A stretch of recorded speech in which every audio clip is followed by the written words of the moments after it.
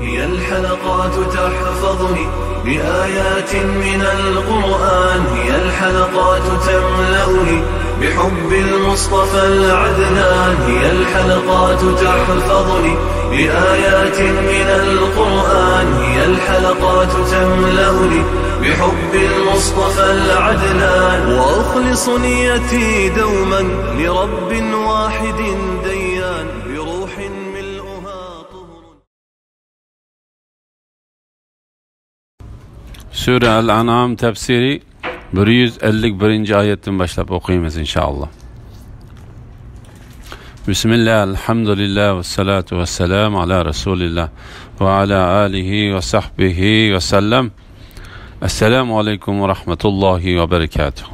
Tövende diktanlağa İbn Kathir rahimahullah'ın Kur'an-ı Kerim tefsiri Uygurca tercümesi El-An'am suresi 151. ayetinden başlayıp okuyayım inşallah. Ba'da euzu billahi mineşşeytanirracim. Aytqin ki sizler kelip anlanglar. Allah haram kılgan narsalarni sizlarga o'qib beray. Sizlar Allohga hech narsani shirk keltirmanglar. Ota-onanglarga yaxshilik qilinglar. Namratlikdan qo'rqib balanglarni o'ltirmanglar. Biz ularga va sizlarga rizq beramiz. Oshkora va yo'shirin yomon ishlarga yaqin kelmanglar. Allohning amriga xiloflik qilib, nahaq odam o'ltirmanglar. Haqliq ravishda o'ltirish buningdan mustasno. Sizlarning tushunishinglar uchun Allah sizlarga bu ishlarni tavsiya qiladi. 10 nasihat to'g'risida. İmam Davud Avdi ibn Mas'ud radiyallahu anhudan İmam Davud Avdi ibn Mas'ud radiyallahu anhuning mundaq deganligini rivoyat qiladi.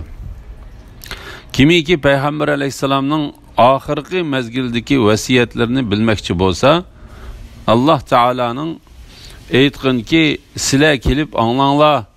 Allah haram qilgan narsalarni sizlarga o'qib beray. Sizlar Allohga hech narsani shirk keltirmanglar. Ota-onanglarga yaxshilik qilinglar. Namratlikdan qo'rqib balanglarni o'ltirmanglar. Biz ularga va sizlarga rizq beramiz. Oshkora va yo'shirin yomon ishlarga yaqin kelmanglar. Allohning amriga xiloflik qilib, nahaq odam o'ltirmanglar. Haqliq ravishda o'ltirish buningdan mustasno. Sizlarning tushunishinglar uchun Allah sizlarga bu ishlarni tavsiya qiladi. Yetimning milini toki u balog'atga yetganga qadar uningga eng foydali usulda tasarruf qilinglar. O'lchamni va tarozini to'g'ri qilinglar. Hech qanday odamni kuchi yetmaydigan ishga taklif qilmaymiz. So'z qilgan, hukm chiqargan yoki guvohlik bergan chig'inglarda odil bo'linglar. Hüküm çıkarılgan yoki guvohlik berilgan odam tuqqaninglar bo'lgan taqdirdimi Allohga berilgan ahdiga vafo qilinglar. Ibrat elishinglar uchun Allah sizlarga bu ishlarni tavsiya qiladi. Bu mening to'g'ri yo'limdir. Shu yo'lda meninglar. Noto'g'ri yo'llarda mangmanglar. Ular sizlarni Allohning yo'lidan ayirib etadi. Allah'ın emrini tutup do'zaxdan saqlanishinglar uchun Allah sizlarga bu ishlarni tavsiya qiladi degan oyatlarini o'qisin.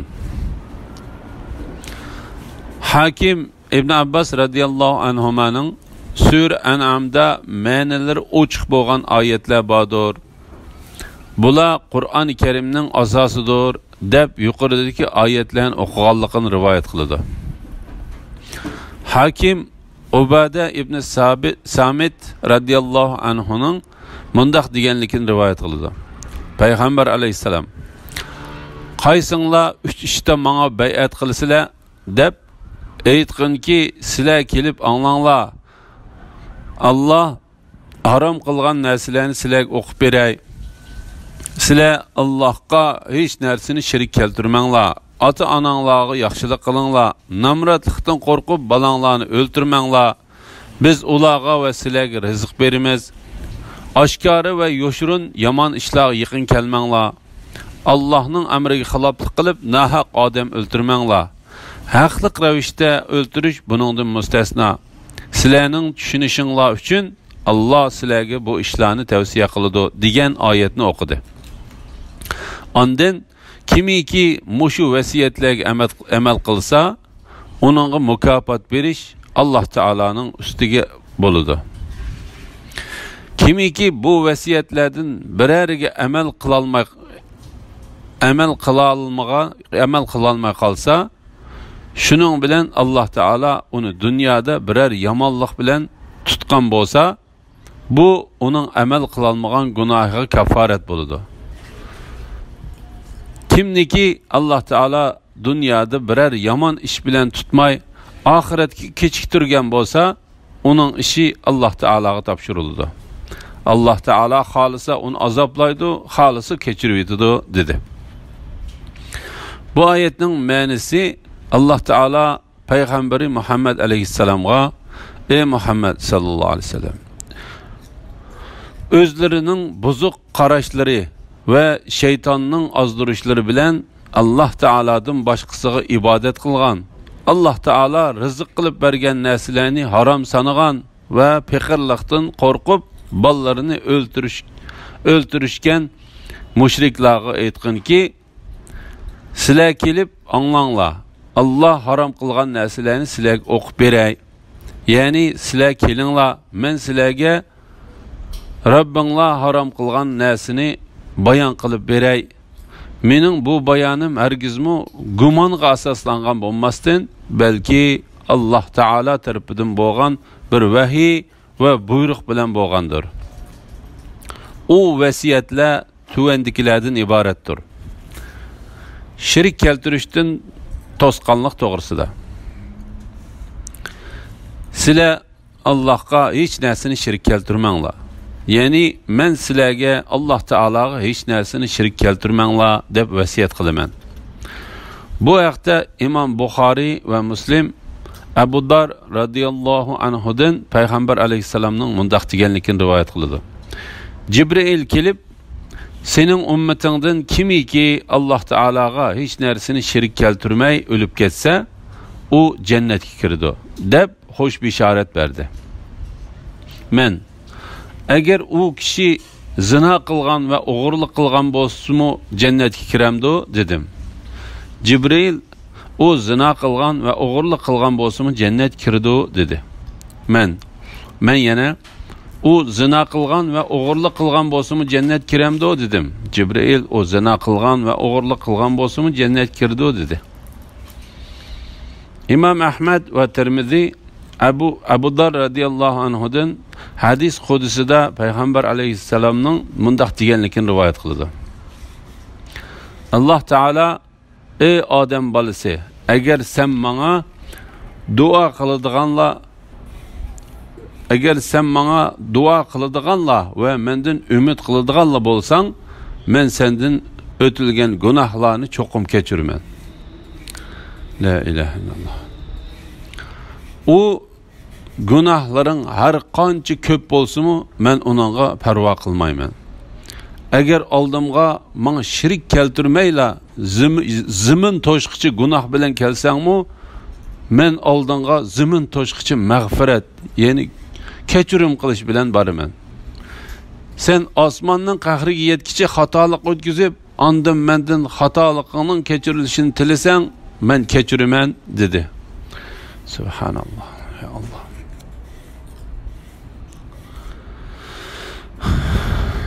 Bu hadisni Allah Taolaning Allah o'ziga biror narsaning shirk keltirilishini, ya'ni mushrik gunohini albatta mag'firat qilmaydi. Buningdan boshqani Allah o'zi xohlagan odamga mag'firat qiladi. Kimiki Allohga shirk keltirdi ekan, u haqiqatan qattiq azg'on bo'ladi degan oyati kuchlantirdi.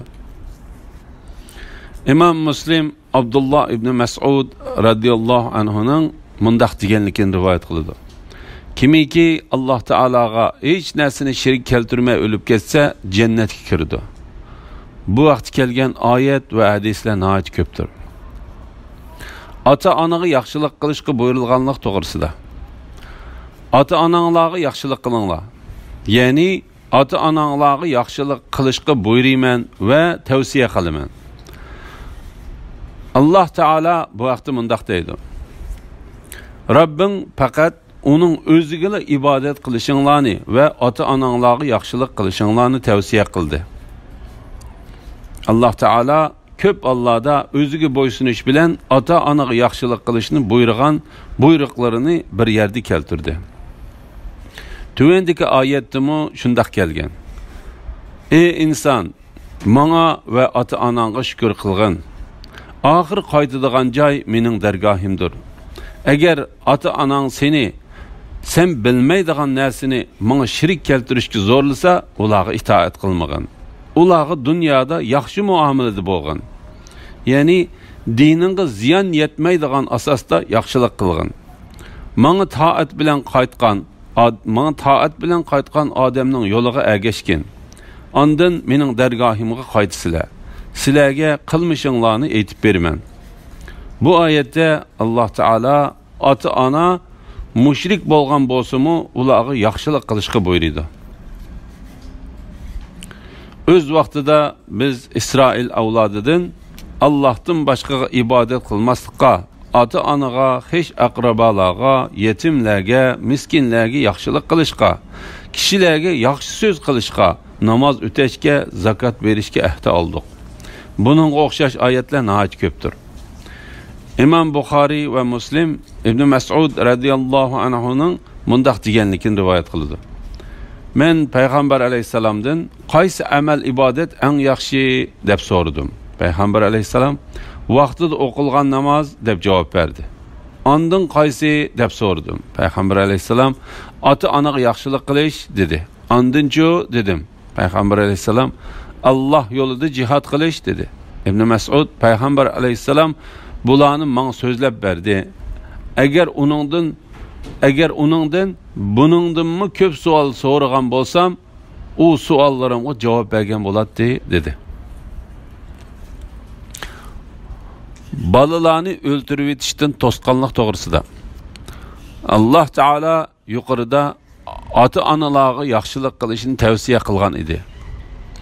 Uningga ulabla bu yerda balalarga yaxshilik qilishga buyurib, namratlikdan qo'rqib balanglarni o'ltirmanglar, biz ularga va sizlarga rizq beramiz dedi. Mundaq deyishlik sabab kishilar shaytonning ularni shundoq qilishiga qiziqtirganidek balalarini o'ltirib o'tadi. Ularning ba'zilari qizlarini nomusdan qo'rqib terik ko'msa, namratlikdan qo'rqib ba'zilari o'g'il balalarini o'ltirib o'tadi. Shunga İmam Muslim va Buxoriy Abdullah ibn Mas'ud radhiyallohu anhudan rivoyat qilgan hadisda mundaq keldi. Abdullah ibn Mas'ud men payg'ambar alayhisalomdan qaysi gunoh eng cho'ng deb so'radim. Payg'ambar alayhisalom seni yaratgan Alloh taologa shirik keltirganliging deb javob berdi. Men ondan-chi dedim. Payg'ambar alayhisalom balangning sen bilan billa tamoq yeyishidan, ya'ni uning tamoq yeyishi bilan faqir bo'lib qolishingdan qo'rqib, uni o'ltirib etishing dedi. Men ondan qolsichu dedim.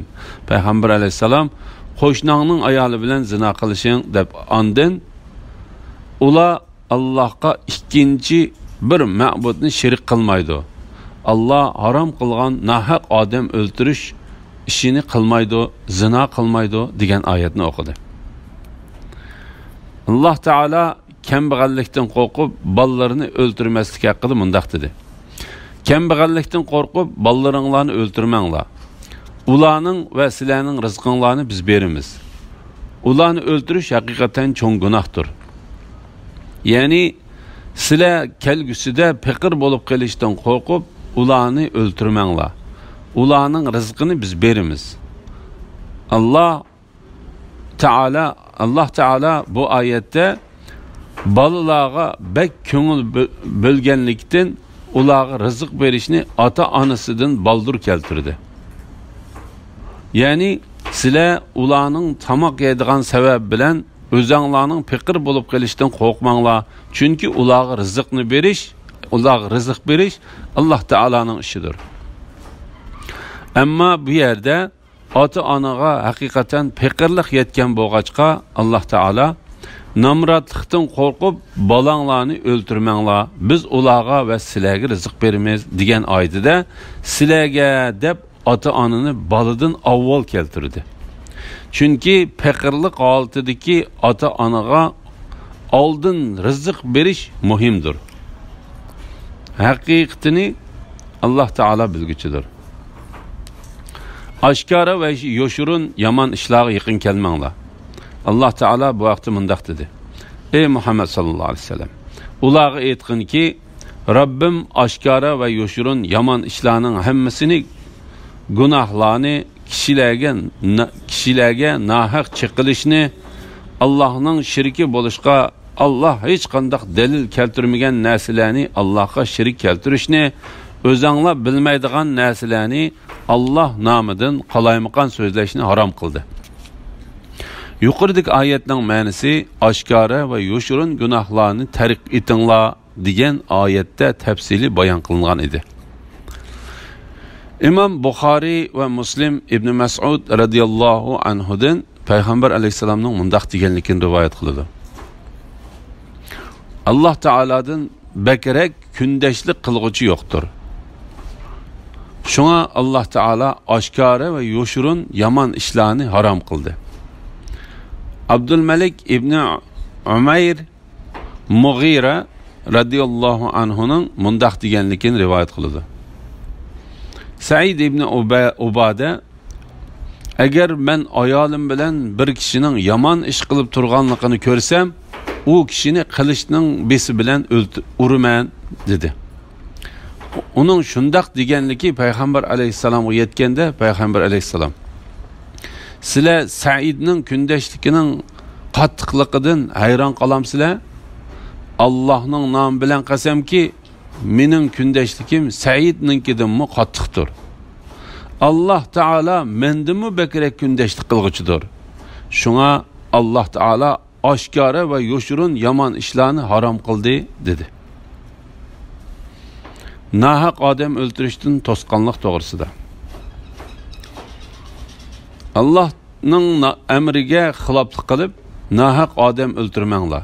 Haqliq ravishda o'ltirish buningdan mustasno.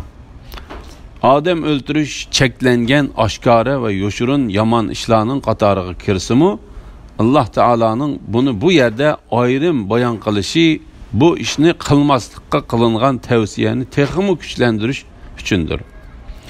Imom Buxoriy va Muslim Ibn Mas'ud radhiyallohu anhudan Payg'ambar alayhisalomning mundaq deganligini rivoyat qiladi. Alloh taoladan boshqa bir ilohning yo'qligiga va mening Alloh taolaning payg'ambari ekanligimga guvohlik etgan tuvandagi 3 turli kishidan boshqa bir musulmonning qinini to'kish halol bo'lmaydi.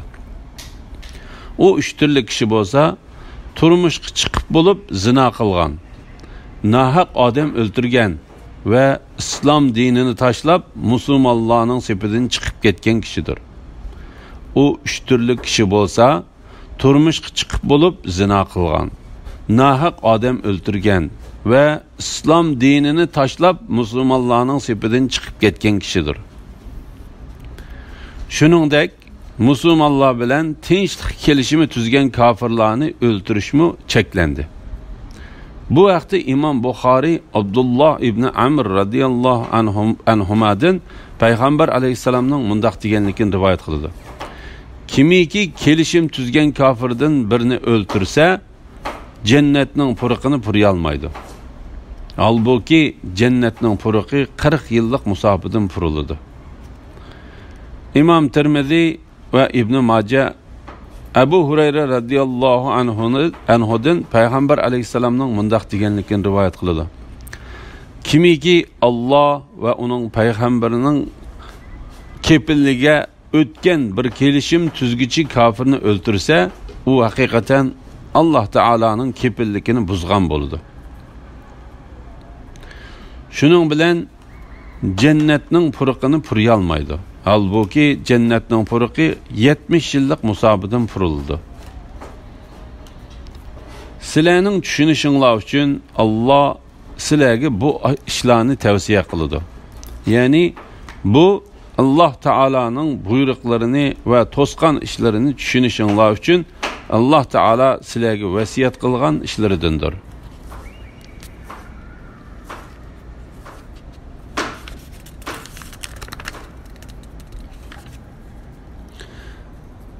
Yetimning melini taki o balag'atga yetganga qadar uningga eng foydali usulda tasarruf qilinglar. O'lchamni va tarozini to'g'ri qilinglar. Har qanday odamni kuchi yetmaydigan ishga taklif qilmaymiz. Söz qilgan, hukm chiqargan yoki guvohlik bergan chig'inglarda adil bo'linglar. Hukm chiqarilgan yoki guvohlik berilgan odam tuqqininglar bo'lgan taqdirdami Allohga berilgan ahdiga vafo qilinglar. İbret ilişinlar üçün Allah sizlərə bu işlərini tavsiyə qılıdı. Yetimlərinin melini yevilişinin haramlıq doğrusida. Ata İbn Sa'id İbn Cübeyr'dən İbn Abbas radiyallahu anhumanın mundaq deganligini rivayet qılıdı. Allah Taala zulm qılıb yetimlərinin mol mülkini nahaq yevaladığanlar şübhisizki qo'sig'iga qiyomat kuni yinib turadigan o'tni yevagan bo'ladi. Ular yinib turgan o'tqa, ya'ni do'zaxga kirdi degan oyat tushganda, yenida yetim bolalar bor kishilar ularning yemek ichmaklarini o'zlarining yemek ichmaklaridan ayirdi. Shuning bilan yetimlar tamoqlarini yeb bo'lolmay oshirib qo'yishga boshladi. Yetimlarga igidorchilik qilguvchilar ishib qolgan tamoqlarni saqlab qo'yatdi. Yetimlar u tamoqlarni ba'zida yeydi, ba'zida u tamoqlar buzilib qolatdi. Ularga bu ish eg'ir kelib, payg'ambar alayhisalomning qishig'i kelib hol etdi. Shuning bilan Alloh taolo: "Ey Muhammad sallallohu alayhi vasallam, ular sendan yetimlar to'g'riliq so'rashidi. Aytqinki, tarbiyalash, mallarını östürüp ularını tüzeş yaxşıdır. Ular bilen ulağı faydalıq bulğan rəvişdə arılışıb yaşsanlar, o çağda yani ulağı qeyrindaşlarca muamil qılınlar. Ular sizlərinin dini qeyrindaşınlardır. Allah yetimlərinin işlerini buzğucu ve tüzgüçünü bilip durdu degan ayetini nazil qıldı. Ondan ular yetimlərinin yemek içmeklerini özlerininkiga qo'shib etdi. Bu Abu Davud rivayet qilgan. Ölçem tarazida adil bo'lishga buyurganlik to'g'risida. Ölçemni ve tarazini to'g'ri qilinglar. Ya'ni Allah Taala ilm setimda adillik qilishga buyurib ve adil bo'lmaganlarga tahdid silib mundaq deydi. Ölçemde ve tarazida kembergüçilerge voy. Ular kishilardan o'lchab olgan chaqda to'liq oladi. Kishilarga o'lchab bergan kishilarga o'lchab yoki tatib bergan chaqda kam berdi. Ular büyük bir kunda teriladiganligiga ishonmaydi. Ular büyük bir kunda teriladiganligiga ishonmaydi. O kunda insonlar alemlerinin Rabbinin huzurida tik turdu. Allah Taala ummetlerinin içinden ölçem ve tarazıda kem beradigan bir ummetni halak qilib etdi.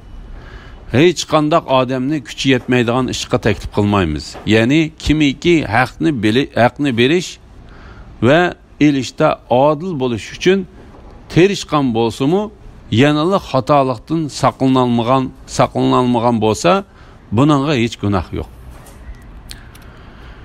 Guvohlikda adil bo'lishga buyurilganlik to'g'risida. Söz qilgan, hukm chiqargan yoki guvohlik bergan chig'inglarda adil bo'linglar. Hukm chiqarilgan yoki guvohlik berilgan odam tuqqininglar bo'lgan taqdirdami, bu oyatning ma'nosi tövendeki oyatlarning ma'nosiga o'xshashdir. Ey mu'minlar, Allah'ın haqlarını ada qilishga tirishinglar. Adillik bilan guvohlik beringlar. Allah Taala kishilarni tuqqan ve yad kishilarga muomalada adil bo'lishga buyurdi ve hamma insonni har qanday ahvolda ve har qanday vaqtda adil bo'lishga buyurdi. Allah Taala kishilarni tuqqan va yot kishilarga muomalada adil bo'lishga buyurdi va hamma insonni har qanday ahvolda va har qanday vaqtda adil bo'lishga buyurdi. Allah Taolaga bergan ahdiga vafo qilishga buyurish to'g'risida. Allohga berilgan ahdiga vafo qilinglar. İbn Jarir bu oyatning ma'nosi Allah sizlarga tavsiya qilgan vasiyatlarga vafo qilinglar. Vafo qilish bo'lsa, Allah sana buyurgan ishda ve to'sqan ishda Allah Taolaga bo'ysunishingdir. Allah Taola'nın kitabı bo'lgan Qur'oni Karim ve onun payg'ambarining sunnatiga amal qilishingdir. Mana bu Allah Taolaga berilgan ahdiga vafo qilishdir. İbret ilishinglar uchun Allah sizlarga bu ishlarni tavsiya qiladi. Sizlar ibret ilib buningdan ilgari qilayotgan qilmishinglardan yenishinglar uchun Allah sizlarga bu ishlarni tavsiya qiladi. Sizlarni bularga buyuruydi ve sizlarning bu ishlarni qilishinglarni ta'kidlaydi deganlikdir dedi. Elhamdülillah. Allah şükürler olsun. Yukarıda Sure Al-An'am tefsirinden 152. ayetçi anladınlar. Ahirini keyin qitimliq o'qishimizda davomlashtiramiz inşallah. Ve sallallahu ala Muhammed ve ala alihi ve sahbihi ecma'in. Esselamu aleyküm ve rahmetullahi ve berekatuhu.